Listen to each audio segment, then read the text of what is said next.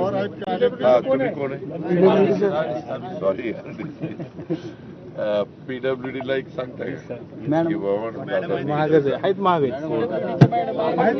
तुम्ही जरा पुरुष मंडळी जरा एक्झिक्युटिव्ह पाटील मॅडम. हो सर सर लाईव्ह आहे. थोडं मागे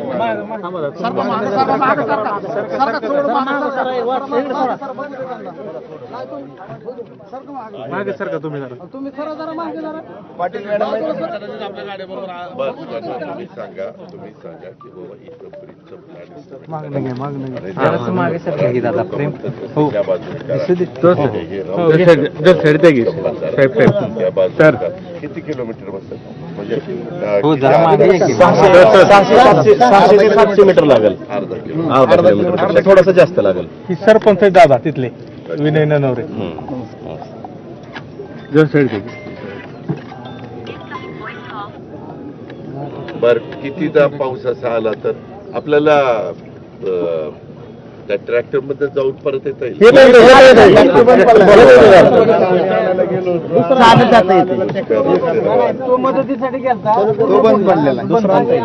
जर बाईक चालवून नाही बघा नाही हो गुडघे एवढं जाता येते, गुडघे एवढं पाणी आहे, चालत जाता येते, आता चालत जाता येते गाडी आता चालू नाही, चालत जात मंदिरापर्यंत जाते. हो साहेब साहेब जरा लाईव्ह काय केलं मोटरसायकल आले गाडी जाते जाते चालत जाते गाडी. हो जर मागे लाईव्ह मॅडम नुसतं पाण्यापर्यंत जाऊन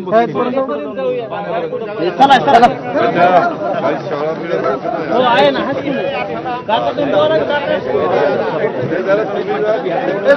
सिक्युरिटी इकडे महिलांच्या मागला माझ्या पुढे चला हो तुम्ही. राज्याचे उपमुख्यमंत्री अजितदादा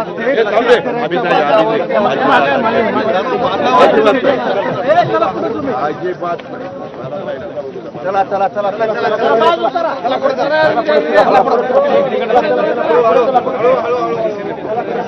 पुढे करा घ्या पुढे घ्या तुमचे कॅमेरे पुढे घ्या चला मीडियावाल्याला विनंती आहे, मीडियावाल्याला विनंती आहे, पुढे चला चला प्लीज चला विनंती आहे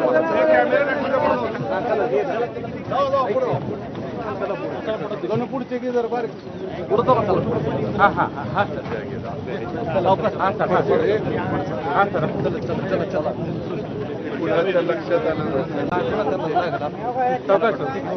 सांसह दोन्ही उपमुख्यमंत्री या संपूर्ण नुकसानग्रस्त भागाचा आढावा घेणार आहेत. एका खूप मोठ्या मदतीची अपेक्षा आहे या सगळ्या शेतकऱ्यांना, या सगळ्या मराठवाड्यातल्या नागरिकांना सरकारकडून. ती अपेक्षा सरकार कशा पद्धतीनं पूर्ण करणार याकडे सगळ्यांचं लक्ष लागलंय. काही वेळापूर्वी कृषी मंत्री दत्तात्रय भरणे यांनी सांगितलं की दिवाळीपूर्वी सगळ्या शेतकऱ्यांना नुकसान भरपाई दिली जाईल.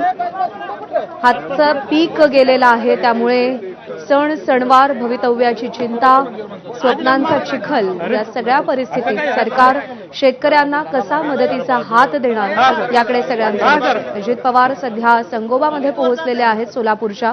सोलापूरमध्ये देखील पावसानं हाहाकार माजवलेला होता आणि तिथल्या संपूर्ण नुकसानग्रस्त परिस्थितीचा अजित पवार आढावा घेत आहेत. पंचनामे करून नुकसान भरपाई दिली जाणार आहे.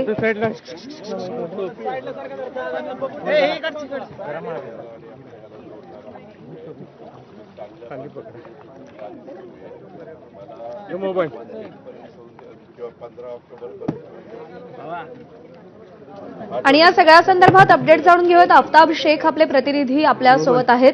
आफताब, सोलापूरमध्ये काय विदारक परिस्थिती होती उभ्या महाराष्ट्रानं पाहिलेलं आहे. उपमुख्यमंत्री अजित पवार पोहोचलेले आहेत. ते आज दिवसभर कसा दौरा करणार आहेत, कुठे कुठे जाऊन पाहणी करणार आहेत? दौऱ्यावरती आहेत. सोलापुरातल्या करमाळा तालुक्यात ते प्रामुख्यानं पाहणी करतात. करमाळा तालुक्यातील कुर्टी गावात त्यांनी आधी भेट दिली तिथं शेतकरी असतील किंवा तिथले ग्रामस्थ असतील त्यांच्याशी संवाद साधले आणि त्यानंतर करमाळा तालुक्यातल्या संगोबा गावात आता अजित पवार पोहोचलेले आहेत. तर ते गावाची अत्यंत विदारक अशी अवस्था आहे. जो ब्रिजकम बंधारा आहे तिथूनच लोकांना प्रवास करावा लागतो.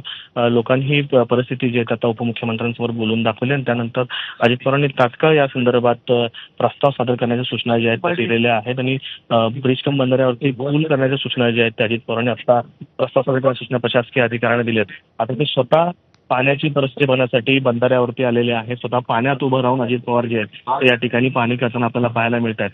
अधिकारी जे आहेत ते PWDचे त्या अधिकाऱ्यांशी ते आता बोलतायत.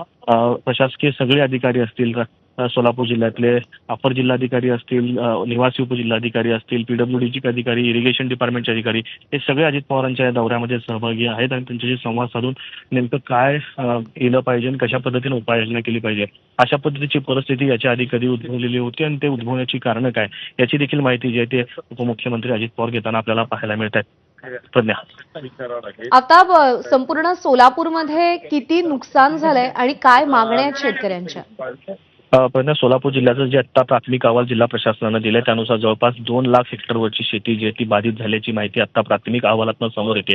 त्यामध्ये सुमारे 2,22,000 शेतकरी जे ते बाधित झालेले आहेत. जिल्ह्यातल्या एकूण 729 गावांना जो आहे तो या पुराचा फटका बसलेला आहे. तर 5,058 कुटुंबांच्या घरांमध्ये पाणी शिरलेलं आहे. 6 माणसं जे आहेत ते 22 सप्टेंबर या कालावधीमध्ये जवळपास 22 दिवसामध्ये या अतिवृष्टी आणि महापुरामुळे दगावलेले आहेत. तर शेकडो जनावरं देखील या पाण्यामध्ये अतिवृष्टीमध्ये महापुरामध्ये वाहून गेलेले आहेत. त्यामुळे शेतकऱ्याचं मोठं नुकसान झालेलं आहे. शेतीचं नुकसान गेलं आहे, मातीचं नुकसान झालं आहे आणि पोटची लोक जी आहेत ती देखील दगावलेली आहेत. शेतकऱ्यांच्या जनावरांचा प्रश्न मोठा गंभीर आहे. अशा पद्धतीची परिस्थिती जी सोलापूर जिल्ह्यामध्ये आपल्याला पाहायला मिळते. हो, आफताब तुला विनंती, सोबत राहा. अजित पवार काही सूचना देत आहेत, आपण पाहूया.